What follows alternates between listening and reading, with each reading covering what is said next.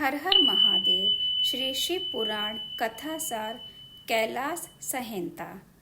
व्यास जी से शौनक आदि ऋषियों का संवाद। ऋषि गणों के द्वारा शिव तत्व का ज्ञान बढ़ाने वाली कैलाश संहिता के वर्णन को सुनने की इच्छा व्यक्त करने पर व्यास जी ने शिव तत्व से युक्त दिव्य तथा उत्कृष्ट कैलाश नामक संहिता का वर्णन करते हुए कहा। पूर्व काल में हिमालय पर तप करने वाले महातेजस्वी ऋषियों ने आपस में विचार कर काशी जाने की इच्छा की। उन्होंने काशी पहुंचकर मणिकर्णिका में स्नान कर देवतादि का तर्पण किया।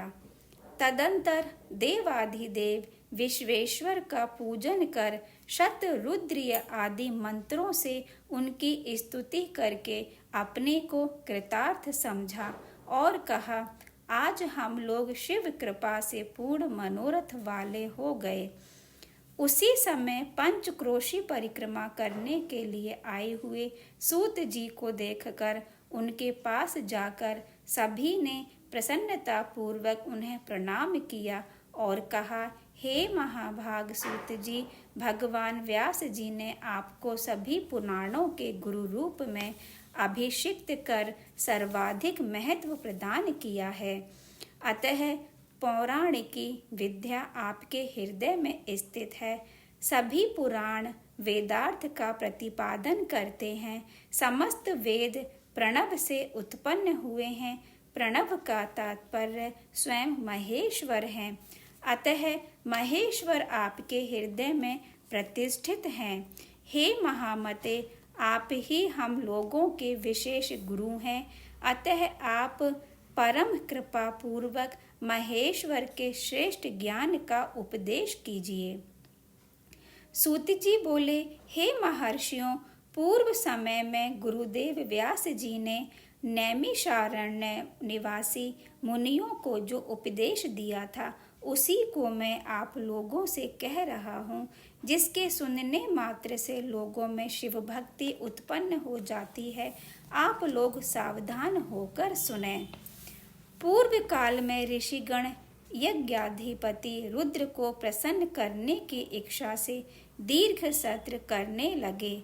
उनकी यह भावना देखकर भगवान वेद व्यास वहीं पर प्रकट हो गए। उन्हें देखकर मुनिगणों ने सत्कार पूर्वक उन्हें उत्तम आसन पर विराजमान कराया और कहा, हे महाभाग, प्रणव के अर्थ को प्रकाशित करने की इच्छा वाले हम लोग नैमिषारण्य नामक इस तीर्थ में महासत्र संपादित कर रहे हैं। अतः हे दयानिधे, आप इस अपार भ्रम सागर में डूबते हुए हम लोगों को शिव ज्ञान रूपी नौका से पार कर दीजिए। इस प्रकार मुनियों के द्वारा प्रार्थना किए जाने पर महामुनि व्यास जी ने कहा, हे ब्राह्मणों, प्रणवार्थ को प्रकाशित करने वाला शिव ज्ञान सर्वथा दुर्लभ है। शिव भक्ति से रहित लोगों को यह नहीं प्राप्त होता है। आप लोगों ने भगवान सदाशिव की उपासना की है।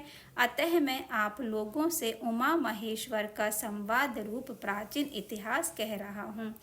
किसी समय हिमालय पर्वत पर पति के निकट बैठी गौरी शिवजी से कहने लगी, हे देव, आपके द्वारा उपदिष्ट मंत्र प्रणव युक्त कहे गए हैं। अतः सबसे पहले मैं प्रणव के निश्चित अर्थ को सुनना चाहती हूँ। प्रणव किस प्रकार उत्पन्न हुआ, यह वेद का आदि क्यों कहा जाता है, इसके जप की विधि क्या है। हे महेशान, यदि आपकी मुझ पर कृपा है तो यह सब मुझसे विशेष रूप से बताइए। भगवान शिव बोले, हे देवी, प्रणव के अर्थ को जान लेना ही मेरा ज्ञान है। यह सभी विद्याओं का बीज है। यह वेद का आदि, वेद का सार और विशेष रूप से मेरा स्वरूप है। मैं शिव इस ओम नामक एकाक्षर मंत्र में निवास करता हूँ। शिव को ही प्रणव रूप तथा प्रणव को ही शिव स्वरूप कहा गया है। हे देवेशी, मैं काशी में जीवों की मुक्ति के लिए सभी मंत्रों में श्रेष्ठ इसी प्रणव का उपदेश करता हूँ। यह प्रणव ब्रह्मा से लेकर स्थावर पर्यंत संपूर्ण प्राणियों का प्रणव ही है, अतः इसे प्रणव कहा गया है। इस प्रणव का आदि अक्षर अकार है, इसके बाद उकार, मध्य में मकार और अंत में नाद है। इनके संयोग से ओम बनता है। सर्व खलविदम ब्रह्म, इस श्रुति के अनुसार सारा प्रपंच ही ओंकार स्वरूप है। जिसे दृढ़ वैराग्य होता है वही इस प्रणव का अधिकारी है। इसके अनंतर जीव और ब्रह्मा ही एकत्व भावना से प्रणव का वर्णन करते हुए भगवान सदाशिव संन्यास विधि का वर्णन करते हैं और भगवती से कहते हैं कि साधक को सावधान चित्त होकर ओम एकाक्षर मंत्र का उच्चारण करते हुए उस दहराकाश के मध्य तुम्हारे साथ मेरा सदा स्मरण करना चाहिए।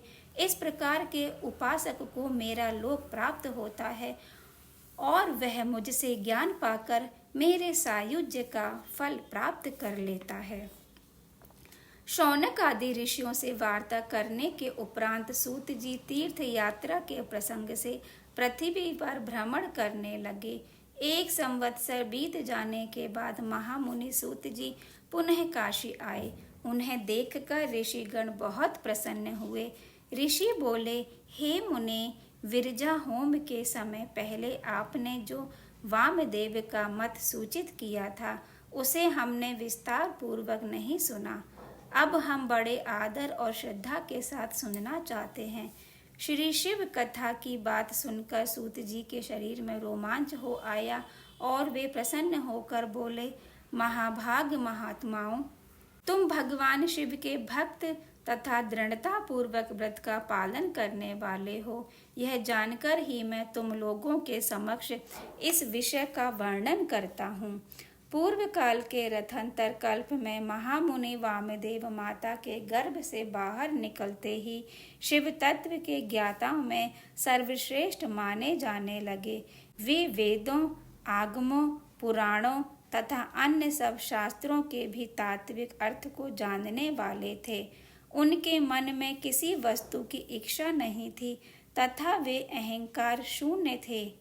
वे दिगंबर, महाज्ञानी, महात्मा, दूसरे महेश्वर के समान जान पड़ते थे। इस तरह घूमते हुए वामदेव जी मेरु के दक्षिण शिखर कुमार श्रृंग पर प्रसन्नता पूर्वक पहुँचे, जहाँ मयूर वाहन शिव कुमार सर्वदेव वंदित भगवान स्कंद रहते हैं। उनके साथ उनकी शक्ति भूता गजावल्ली भी थीं। वहीं स्कंद स्वामी के समीप स्कंदसर नाम का एक प्रसिद्ध सरोवर था।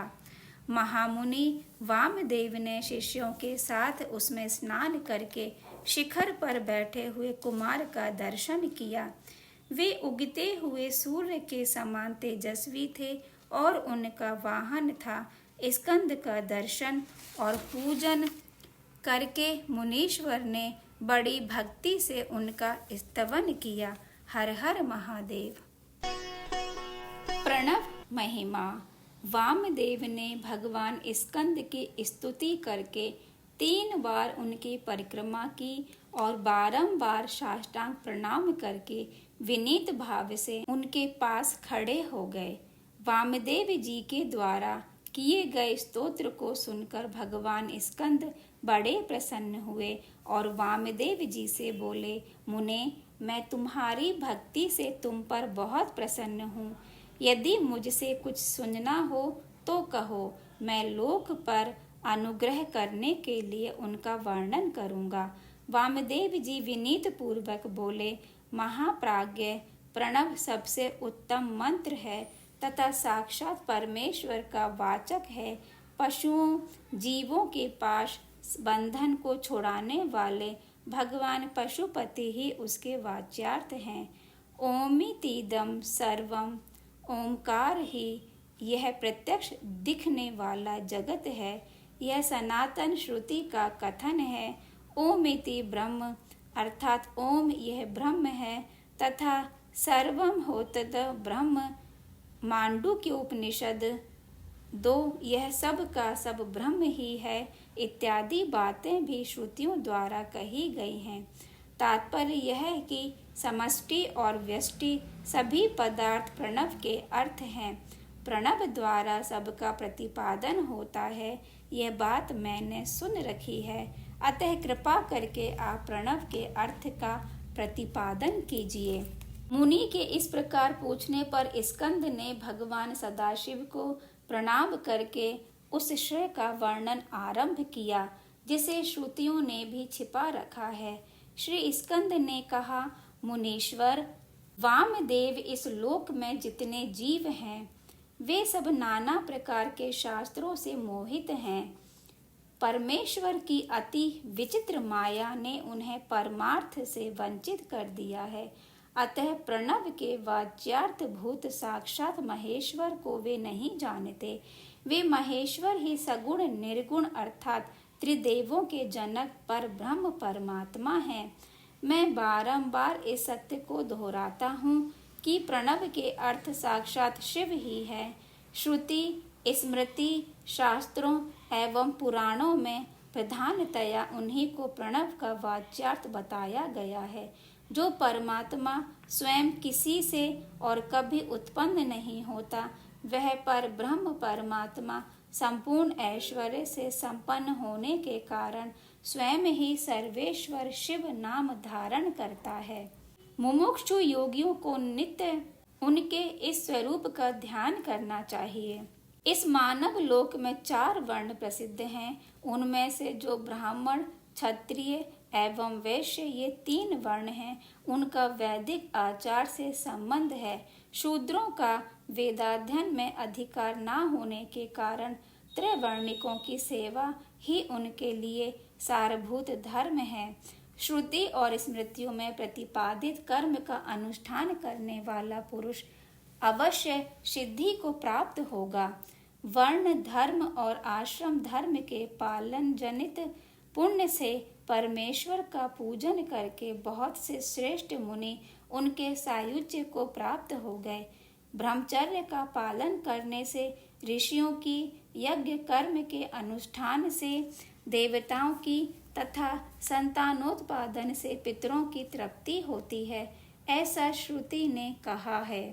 इस तरह ऋषिगण देव ऋण तथा पितृ ऋण इन तीनों से मुक्त हो वानप्रस्थ आश्रम से प्रविष्ट होकर मनुष्य सुख दुख आदि द्वंद्वों को सहन करते हुए जितेंद्रिय, तापसी, मिताहारी हो योग का अभ्यास करें, जिससे बुद्धि निश्चल तथा अति दृढ़ हो जाए। इस प्रकार क्रमशः अभ्यास करके शुद्ध चित्त हुआ पुरुष संपूर्ण कर्मों का संन्यास कर दे। समस्त कर्मों का संन्यास करने के पश्चात ज्ञानमयी पूजा के द्वारा परमेश्वर को प्रसन्न करे। यह पूजा जीव की साक्षात शिव के साथ एकता का बोध कराकर जीवन मुक्ति रूप फल देने वाली है। यतियों के लिए इस पूजा को सर्वोत्तम तथा निर्दोष समझना चाहिए। इसके अनंतर श्री स्कंद जी ने ज्ञानमय पूजा का वर्णन करते हुए संन्यास ग्रहण की शास्त्रीय विधि, दंड धारण आदि का प्रकार, प्रणव के अर्थों का विवेचन, शैव दर्शन के अनुसार शिव तत्व, शिव से जीव और जगत की अभिन्नता का प्रतिपादन तथा महावाक्यों के अर्थ का चिंतन एवं उसका भावार्थ प्रस्तुत किया है। इसके बाद श्री स्कंद ने यतियों पर कृपा करके उनसे सन्यासियों के छौर और स्नान विधि का वर्णन किया तथा यति के अंत्येष्टि कर्म, दशः, एकादशः कृत्य एवं द्वादशः कृत्य का वर्णन तथा उसकी प्रक्रिया का विवेचन किया। यह सब वर्णन करते हुए श्री स्कंद जी कहते हैं, मुने, मैंने जो कुछ वर्णन किया है वह साक्षात भगवान शिव का कहा हुआ उत्तम रहस्य है, जो वेदांत के सिद्धांत के अनुरूप है। इस मार्ग पर चलने वाला यति शिवो अहमस्मि, मैं शिव हूँ, इस आत्म स्वरूप शिव की भावना करता हुआ शिव स्वरूप हो जाता है। सूत जी कहते हैं, इस प्रकार मुनीश्वर वामदेव को उपदेश देकर देवेश्वर कार्तिकेय कैलाश शिखर पर चले गए। मुनि वामदेव भी कार्तिकेय को प्रणाम करके कैलाश शिखर पर पहुँचे और वहां उन्होंने उमा सहित महेश्वर के मोक्षदायक चरणों का दर्शन किया। तत्पश्चात उन्होंने भांति भांति के स्तोत्रों द्वारा जगदम्बा और पुत्र सहित परमेश्वर शिव का स्तवन किया।